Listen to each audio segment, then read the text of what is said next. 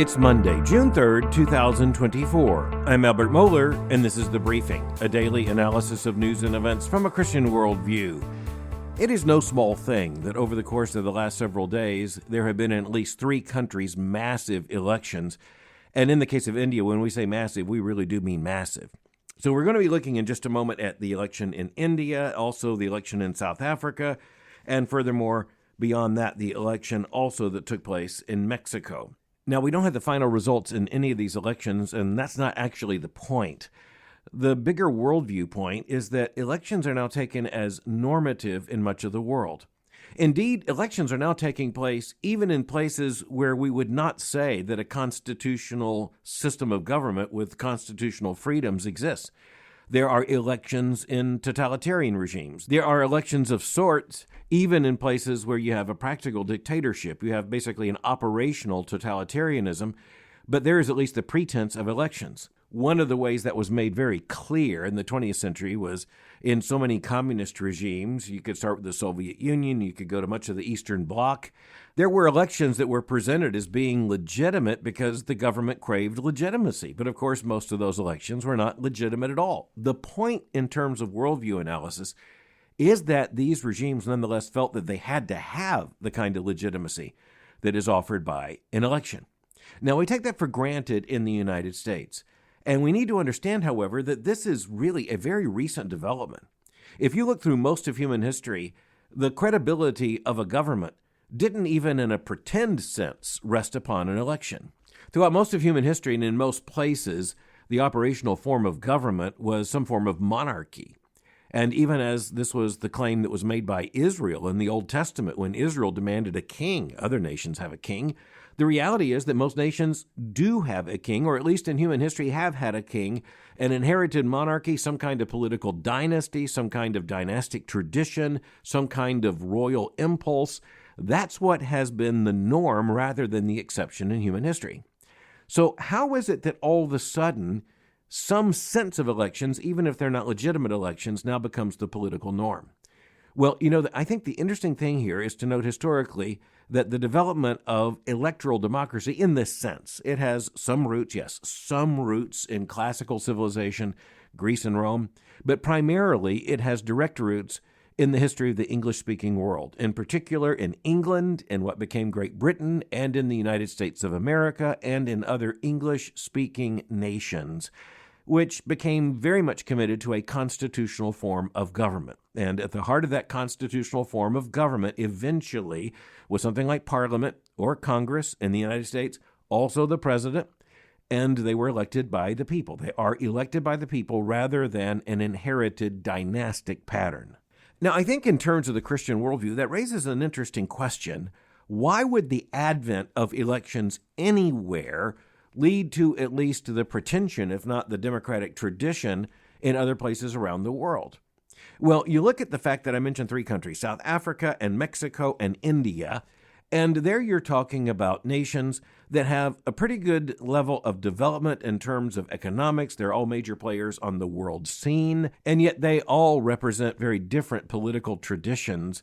As you are looking at South Africa, you're looking at the big news being the fact that the African National Congress, which came to power after the fall of apartheid, think Nelson Mandela about 30 years ago, it fared so poorly in the elections recently held in South Africa that it is not going to be able to put together a parliamentary majority, and it can only stay in power in some kind of power-sharing arrangement.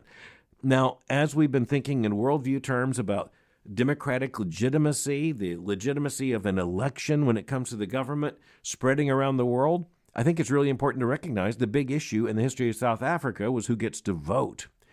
And the African National Congress was the party that represented Mr. Mandela and has basically been the political establishment since the fall of the apartheid regime. Why did it fall? Well, it's interesting that just about everyone in the international media, both inside South Africa and beyond, points to the fact that it was political corruption that led to the problem. And political corruption became so much associated with the African National Congress that the party is discredited, at least in terms of being able to form a government. But you look at that a moment and you say, well, there's something interesting that Christians need to consider. Here we have an electoral system, but one party's been in power for 30 years. And guess what? Corruption ensued. Now, before we do any kind of, say, cross-cultural analysis, let's just say any government, any party that is in power for 30 years is likely to fall prey to corruption. That is simply a matter of fact. And the Christian worldview explains why. A kind of institutionalized power like that, with the ability to shut out others and to monopolize the political operation, that leads to all kinds of temptations. And it would be very difficult for people involved in any major political party, which had no check or balance, more or less, during all of these years, not to succumb to some kind of corruption. The people of South Africa have evidently had what they say is enough of the corruption in the African National Congress. It's going to be very interesting to see how the political process moves forward there. But it is interesting that in this case, a party's been in power about 3 decades, and guess what? It has turned to decadence. That's something I think that most people who respect constitutional government might think would be quite a temptation. But then we move from South Africa to Mexico, and the big news there, and of course the American media are making much of this, is that in all likelihood the winner of the election and the next president of Mexico is a woman. But the reason why that is the case turns out to be even more interesting than the fact that it is the case. And so immediately you have the headlines, look, this represents a great breakthrough for women, because in this case, the number 1 and number 2 candidates are women, and so the question is not whether a woman will be president of Mexico, but which woman, at least it is expected, will be the president of Mexico. And almost immediately you have comparison stories in which people are saying, look, the United States doesn't yet have a woman as president, and Mexico now has or will have a woman as president. But then you look deeper in the story, and one of the things that you find is that the Mexican government has been committed to a position of parity at every level of government and in every branch of government. So this actually represents a very strange historical and constitutional development, with the political parties in the position of basically having to run a woman if they wanted to have the president because of the rule of this kind of parity. And we are told that in the legislature there in Mexico, there is a much closer parity, like 50-50 between men and women than is the case in the United States, where in the House and the Senate together it levels out at about 30% women and about 70% men. Explaining the historical background, the New York Times put it this way, quote, pushed by feminist activists, Mexico over the past few decades has adopted increasingly broad laws encouraging more representation of women in politics. Then in 2019, it took the remarkable step of making gender parity in all 3 branches of government a constitutional requirement, end quote. Well, just to state the obvious, it's going to be very interesting to see how that turns out. But again, Mexico has a political system based in electoral legitimacy. So does South Africa now. And at least in terms of South Africa, you see the inheritance of the British tradition, but you also see that in India. And in India, you're talking about the recent conclusion just in the last few days of the largest electoral system, the largest electoral event in human history. The Indian election is expected to have included about 950 million citizens before it just came to an end, and the results are now being tabulated. Just do the math, 950 million. Here's a part of what makes that so interesting. When you're looking at a nation as big as India, you're looking at a subcontinent, basically. Again, very much in the English political tradition because of the extension of the British Empire. You're looking at India gaining its independence by the second half of the 20th century and developing its own political traditions, but it was still a continuation in terms of the constitutional system. But as you look at India and you look at its geography, its distribution of population, the sheer magnitude of having 950 million potential voters, how in the world do you do that? Well, it turned out that the voting systems basically have to move. There aren't enough that they can have one in every place, so they have to move. And given the terrain in India, that can mean that you have a truck or a train that is conveying both the people and the machinery necessary. But when it comes to India, it can get more complicated than that. My guess is that very few listening to the briefing have ever had the electoral machinery and personnel brought to you on the back of an elephant. Now, here's something from the Christian worldview that I want us to think about for a moment. When you look at organizing that scale of an election, you look at orchestrating that scale of a political system, and you look at the fact that the voters there absolutely expect and would demand a choice in terms of the election, one of the things you note is that there is a hunger in human beings for a participation in government, in their culture, in their society at this level. And there has been a development in terms of the modern mind, and it has now spread throughout so much of the world that we're talking here about Mexico and South Africa and India. There is no question that political legitimacy in India comes down to the system of an election and the vote, and it comes down to having to do whatever it takes to take the opportunity to vote to 950 million people. But the point I want to make is that this system of voting, this electoral expectation, the tie of legitimacy of the government to some form of a popular vote, that is something that emerged out of a very particular, a very specific political context and out of a very particular and specific worldview. And at least the main driver of that worldview was biblical Christianity. And one of the reasons why the impulse, especially in the English-speaking world, was toward a democracy and away from the absolute monarchy or the despotism that was still evident during the time that the English developed these traditions later to be adopted by Americans, Australians, Canadians, New Zealanders, etc. As you look at that tradition, you realize that it was deeply rooted in the biblical concern about the concentration of sin in a sinful world, and the increasing realization came to those informed by Christianity that the only way to avoid a concentration of evil in the hands of someone who would turn into a despot is a separation of powers and the protections of a constitutional system, and the only way to make that work eventually is to involve the people in making the decision about who would lead them. As in just about everything else, there's some very deep worldview implications that most people aren't going to see. I hope at least we see more of them. Okay, turning back to the United States, there are now so many things that are frontline urgencies in terms of our national life and national culture. It's easy for some very important issues to kind of fall by the way, and I want to make sure that doesn't happen with one huge issue with massive worldview implications that is coming to us from the state of California. But in this case, it's coming in the form of two related but separate developments. Development number one, an initiative undertaken by citizens to seek to force a legal action in the state of California by means of a referendum that would have prevented the public schools from hiding a child's transgender identity or transgender activity at school. Let me be careful here. This would be an initiative to prevent the public schools from hiding that from parents. It failed. Now, the ostensible reason it failed is because the organizers failed to get the requisite number of signatures in order to get the issue on the ballot. And that, of course, was one of the issues because the effort started a little bit late. And one of the reasons it started is that there was a growing realization of the problem, and that is the fact that you have an increasing number of reports from parents who say that the gender identity, the transgender identity, non-binary identity of their children, right down to using preferred pronouns, right down to using a name which is not the name by which the parents know the child, that has been going on with the knowledge of public school personnel, and it was not an accident that the parents were not told.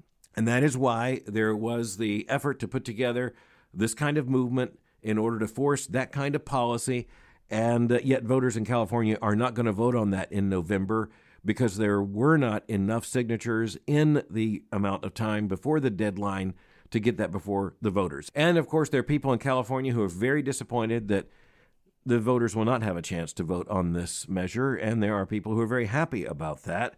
But there's one more complication I want to mention, and that is that the Attorney General of California, Rob Bonta, had basically inserted himself in the process, and had the issue made the proposed ballot in November, he was going to argue that the title of it, the name that would be on the measure, should be the Restrict Rights of Transgender Youth Initiative. So again, the key words there, Restrict Rights of Transgender Youth. And you can see exactly what's going on there. This is almost Orwellian.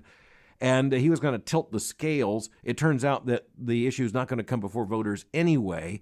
But that does tell you how the political elites in California are absolutely organizing against the very idea that parents would have the right to be informed and to demand to be informed of such a significant development, let's just say the very least, when it comes to their offspring. But as I said, there are two related but still separate issues in this development in California. So the first issue is the referendum that isn't going to happen in November that would have allowed parents to demand this kind of notification from schools. The other developments taking place in the legislature. It is a bill backed by Tony Thurmond, who is the chief of the public schools in California, and by the way, not incidentally running for the Democratic nomination for governor of the state. And so you end up with headlines like this one in the Los Angeles Times. It tells you a whole lot. That this is the headline, quote, California bill would protect teachers amid school gender debates. Protect teachers. So you'll notice that this is right in the open, setting the opposition between parents and teachers, and with the children in the middle. And it's not just teachers, it's school authorities, public school authorities in this case.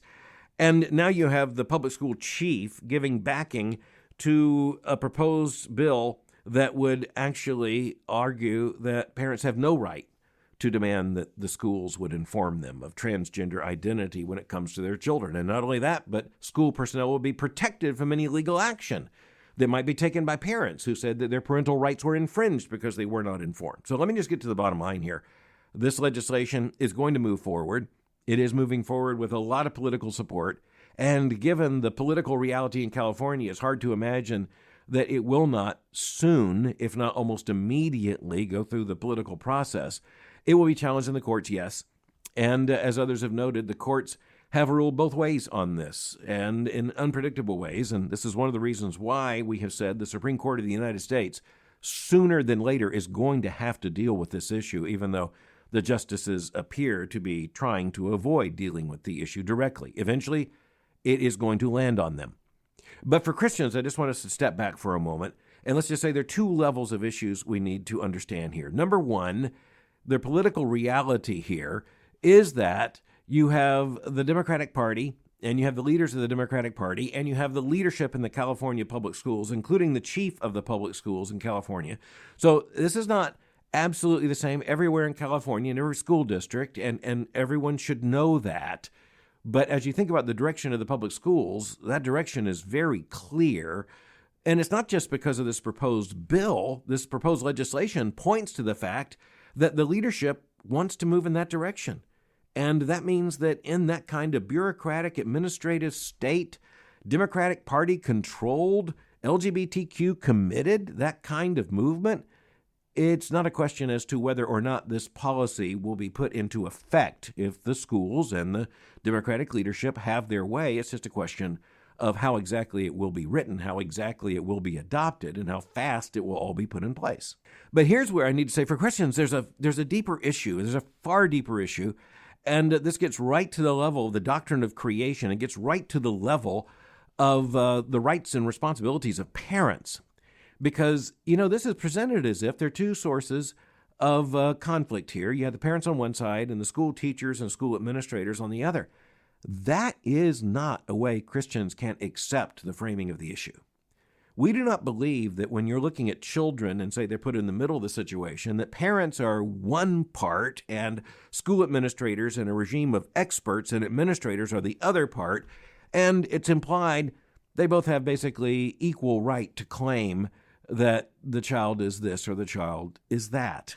Here's where Christians need to understand that the biblical worldview, which in essence has been respected in the Western constitutional tradition ever since that tradition came to life, that biblical understanding is that parents have an inalienable and frankly non-negotiable right to raise their children according to their own moral dictates. And let's just remember that that is so central to the civilizational project that any civilization that has chosen otherwise has not long survived. Now, we all know, and we have to concede this, that there are abusive parents, there are parents who neglect, but we also have to understand that there is no such thing as a caring state. There just is, and by that I mean the state as the government, the government at whatever level. The reality is that no government can replace the family. No government can replace the family, which has marriage as the union of a man and a woman who become mother and father at the center of that entire moral universe. This is, as we often discuss on the briefing, it's a part of creation order. It is also a very important part of Christian moral and theological reasoning known as subsidiarity, which is to say the greatest authority and the greatest health subsides in the most basic unit. And, the Bible's really clear about what that most basic unit is. It's right there in Genesis 1 and Genesis 2. It's marriage, and flowing immediately from marriage, after all, the command was be fruitful and multiply and fill the earth, is the existence of the family. And that means the rights of parents. Now, there have always been situations, as I say, in which parents have been abusive or neglectful, negligent, and in such a case, society often has to step in. And that was surely true in the village, where other village parents could see what was going on, and there was a very strong suggestion made to the parents. They need to do the right thing. This is certainly the case in any number of situations. But what you're looking at now is the rise of a threatening administrative state that, quite frankly, sees children not so much as under the care and the privileged responsibility of parents, including parental authority, but rather are seen basically as wards of the state, and parents are just convenient care tenders as long as they are convenient care tenders. Honestly, I think this is going to be one of the great moral, cultural, and political battles that Christians are going to face, and I think it's going to come sooner than later. And it's not just going to be in the state of California, but because of the politics, it's likely to show up somewhere like California first. But what we're going to see increasingly is government both say and be told by those on the left that their responsibility is basically to take final charge in the raising of children, to set the parameters and the rules, to set the moral expectations, to decide what children are going to be taught. And parents are to be respected insofar as they basically yield to the desire of the state. They give way to the demands of a progressivist regime and an increasingly pervasive culture. I think we as Christians need to recognize that that's not just a mistake. It is not just a rebellion against, say, the Western tradition. It's a rebellion against creation order. And it is something that Christian parents cannot accept. And so even as I want to suggest that Christians need to watch this kind of issue very, very carefully, and of course that starts with people in California, and especially with Christians in California, and it starts with all of us watching the developments there, because what we see are these issues being defined so clearly. But this is not something that's going to be limited to one state or even one coast. It is going to show up eventually just about everywhere. And if it doesn't show up because of some kind of powerful state initiative, it's going to show up because of some kind of national agenda.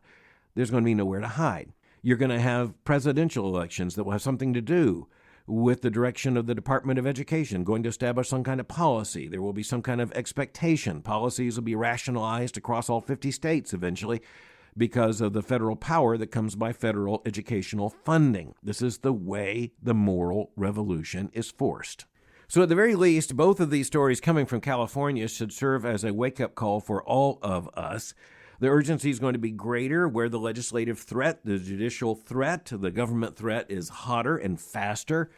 But there is no place within the hearing of my voice in which there's absolute safety from the logic and the ideologies that are now threatening the rights and responsibilities of Christians. And just understand, Christian parents are going to be isolated, especially by the left, as being the people who are particularly problematic and particularly dangerous. But finally, before ending the briefing today, when we're talking about moral change, we also need to see that that kind of cultural agenda, that kind of moral change is sometimes driven by massive amounts of money. And in the case of Melinda French Gates, you're talking about a woman who has divorced Microsoft founder Bill Gates, and she has a fortune estimated at somewhere between $12 and $13 billion. She's announced that she's resigning from the Bill and Melinda Gates Foundation now that the divorce is finalized and there's been some time pass, and she's instead going to set up her own philanthropy. And I think it's really important we recognize that Melinda French Gates says that one of her priorities with her massive billions of dollars is going to be supporting abortion rights. And I want you to notice how it is set up. For example, the Wall Street Journal reported the story this way, quote, French Gates said she felt compelled to support abortion rights in the U.S. after the Supreme Court in 2022 eliminated the constitutional right to an abortion. She added that women's rights are often pushed aside. Here's the quote. In nearly 20 years as an advocate for women and girls, I have learned that there will always be people who say it's not the right time to talk about gender equality. The second the global agenda gets crowded, women and girls fall off, end quote. Now, that can sound like it means one thing, but remember, she makes very clear that this is about even abortion and classifying that as gender equality and a woman or a female's right. But of course, given the political correctness of the time, a pregnant person's right. But just imagine again the scale of the money we're talking about. The Wall Street Journal says that her personal fortune is at least something like $13.3 billion. That means that regularly, over the course of years, she's going to have billions of dollars to give away. She told us up front what she's going to be funding and what her agenda is. Once again, those of us who hold to a biblical worldview, and that includes, of course, a biblical view of the sanctity and dignity of human life, including in the womb, it reminds us again of what we're up against. And it's not just about money, as the Bible makes clear. This is not just a financial battle, not just a political battle. It is a spiritual battle to which we are called. Thanks for listening to The Briefing. For more information, go to my website at albertmohler.com. You can follow me on Twitter or X by going to twitter.com/Albert Mohler. For information on the Southern Baptist Theological Seminary, go to sbts.edu. For information on Boyce College, just go to boycecollege.com. I'll meet you again tomorrow for The Briefing.